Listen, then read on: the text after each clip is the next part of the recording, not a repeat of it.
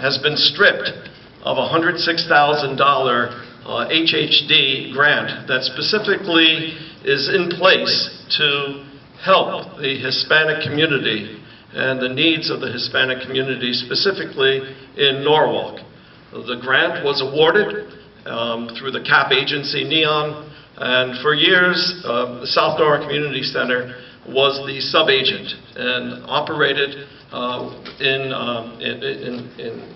with those funds. We've been stripped of those funds, and yet we continue to try to serve the needs of the Hispanic community and the greater South Norwalk community at large. And we do this not with $150,000, $200,000 salaries, but we have an executive director who is on a volunteer basis, makes absolutely nothing, zero, and yet we try to serve the needs of the community. I asked the candidates, what can be done to assure that the needs of the Hispanic community and the greater South Norwalk community at large can be served with the funds that have been taken and misappropriated, and from what we understand may have been moved to Stamford as opposed to Norwalk. Chief Rilling. Sorry. Well, I'm certainly aware of the problems that exist between the South Norwalk Community Center and NEON. I think it's very unfortunate because, as Mr. Mosby correctly points out, we as a people, not just African American, not just Hispanic, everybody, we live in this community together, and we have a vested interest in making sure that this community is as good as it can be. I can't answer your question because I don't know where the funds went. I know you said that they may have been diverted to Stamford. I think there needs to be a full revelation as to where those funds are, a full forensic audit, if you will, as to where those funds have gone and why those funds have been stripped. I applaud the working together of all agencies, all communities, and I think that really has to be what we're striving for.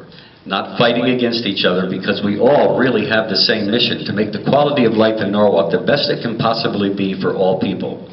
So as I said, I can't answer where those funds are, but I would certainly recommend that we find out where they are, how they've been diverted, and why they've been diverted. Matt, thank you. Thank you. And thank you very much for those comments. And thank you, especially John, for your comments. I just want to add on to it a little bit.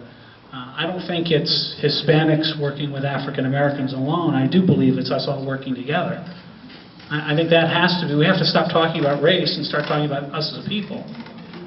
And talking about the people that don't have enough, regardless of their background, and give them the opportunities and the resources they need in order to achieve their dreams. And that's why I'm running for mayor. Now, the fact of the matter is, I believe that most everybody involved in all of these organizations, and I don't want to cast any aspersions, because I've worked with hundreds of dedicated people in my years in politics and community service throughout Norwalk, whether it was being on the Schools for the New Millennium Committee, or the United Way, or the Common Council, or any of the other volunteer organizations that I belong to. And they all are dedicated individuals who want to see this city progress.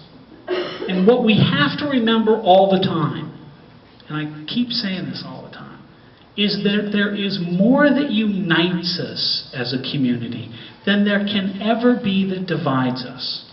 And though we will have our disagreements and our sources of discontent, we cannot let those break the bonds of affection that unite us as a people.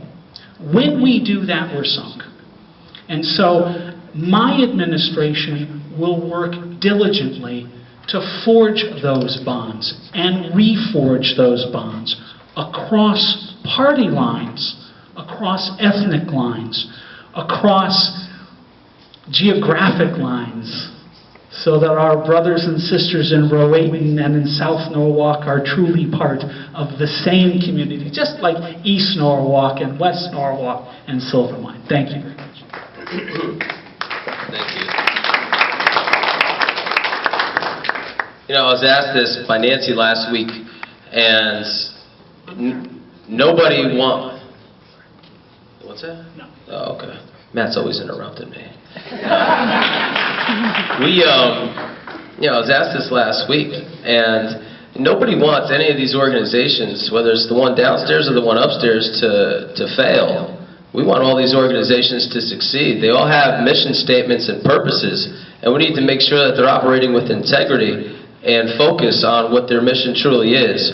And I'm hopeful that we're back on that track.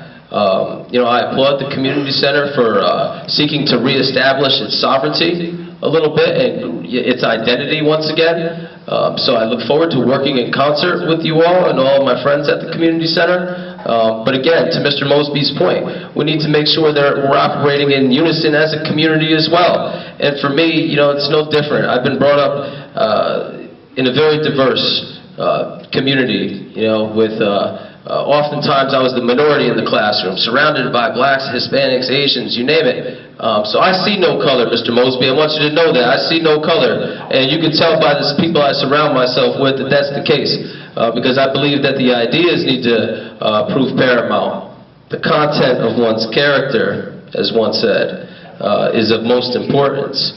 So that's where we need to make sure our focus is at. And as your mayor, I promise you, I'm going to represent you all well. I'm going to represent the community center. I'm going to represent the interests upstairs as well, because we have too many people that are hurting in our community and too many people that are in need every single day.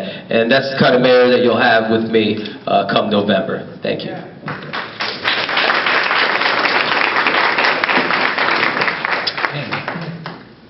We have time for the last question from the community.